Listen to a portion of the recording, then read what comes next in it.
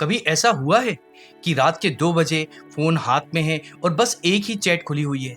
तुम बस उसे देखे जा रहे हो, लास्ट सीन, प्रोफ़ाइल पिक्चर, पुराने मैसेज, आँखों में नींद नहीं है, बस एक अजीब-सा खालीपन है और दिमाग में बस एक ही सवाल घूम रहा है, सब खत्म क्यों हो गया? मेरी गलती क्या थी? ऐसा लगता है जैसे किसी ने तुम्हारी दुनिया ही छीन ली हो। अगर तुम अभी ऐसा महसूस कर रहे हो तो सुनो, तुम अकेले नहीं हो, ये दर्द असली है और यह बहुत चुभता भी है। मेरा एक दोस्त था, रोहन, छोटे शहर से बड़े सपने लेकर दिल्ली आया था। कॉलेज में उसे कोई मिला और देखते ही देखते वो इंसान उसकी पूरी दुनिया बन गई। सुबह उठने से लेकर रात को सोने तक उसकी हर खुशी, हर प्लान, हर सपना उस एक इंसान के इर्द गिर्द घूमने लगा। उसने अपनी पहचान जैसे उसी रिश्ते में घोल दी हो और फिर एक दिन वो रिश्ता टूट गया। रोहन के लिए ये सिर्फ एक ब्रेकअप नहीं था, उसे लगा जैसे उसकी लाइफ का गेम ओवर हो गया हो। वो घंटों चुप रहता था या अकेले में खुद को कोसता था और सोचता था कि अब आगे क्या। उसके सारे सपने जैसे एक पल में बिखर गए हों। तो उसने क्या किया? क्या वो हार मानकर वापस चला गया या उसने कुछ ऐसा किया जिसने सिर्फ उसकी सोच ही नहीं बल्कि उसकी पूरी जिंदगी बदल दी? ये मैं तुम्हें आगे बताऊंगा। पहले एक सवाल का जवाब दो, क्या तुम्हारी पहचान भी किसी और इंसान से जुड़ी हुई है? क्या तुम्हें भी ऐसा लगता है कि अगर वो इंसान चला गया तो तुम्हारा कोई वजूद ही नहीं बचेगा? देखो, ब्रेकअप का दर्द उस फोन के स्क्रीन पर आए क्रैक जैसा होता है। शुरू-शुरू में बार-बार ध्यान उसी क्रैक पर जाता है, बहुत चुभता है, लेकिन क्या तुम फ़ोन चलाना बंद कर देते हो? नहीं ना, धीरे-धीरे तुम उस क्रैक के आर-पार देखने की आदत डाल लेते हो और एक दिन ऐसा आता है जब तुम्हें वो क्रैक दिखता तो है, पर उससे तुम्हें कोई फ़र्क नहीं पड़ता। तुम्हारा रिश्ता वो क्रैक है, लेकिन तुम्हारी ज़िंदगी वो पूरा फ़ोन है, उसे फेंकना मत। लाइफ कोई नेटफ्लिक्स सीरीज नहीं है जिसका एक सीजन हो और हैप्पी एंडिंग ना होने पर सब खत्म हो जाए।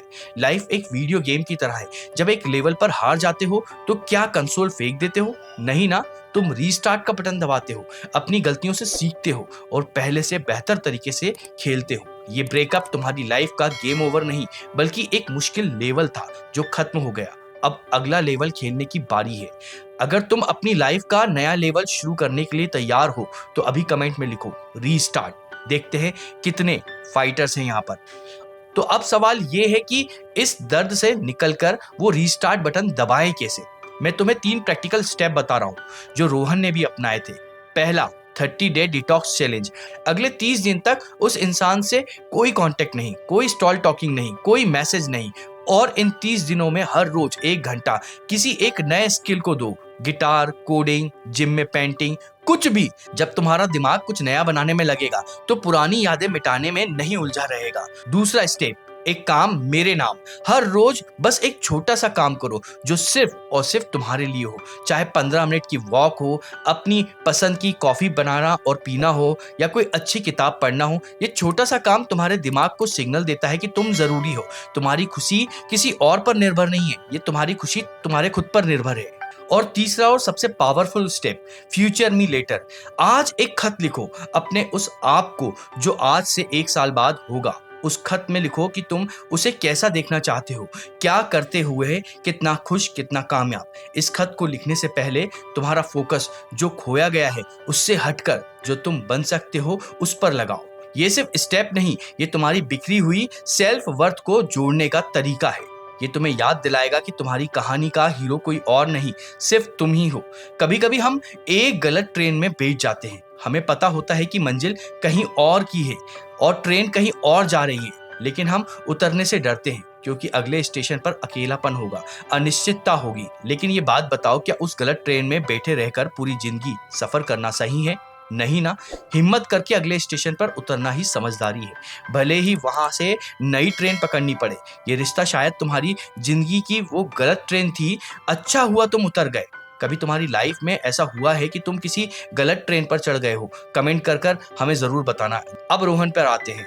उसने वो 30 डे चैलेंज लिया, उसने जिम जाना शुरू किया, कोडिंग सीखी और उसने वो खत भी लिखा। आज 1 साल हो गया है और वो एक कामयाब सॉफ्टवेयर डेवलपर है, खुश है और सबसे जरूरी, वो खुद से प्यार करता है। उसे आज भी वो क्रैक दिखता है पर अब उसे फर्क नहीं पड़ता।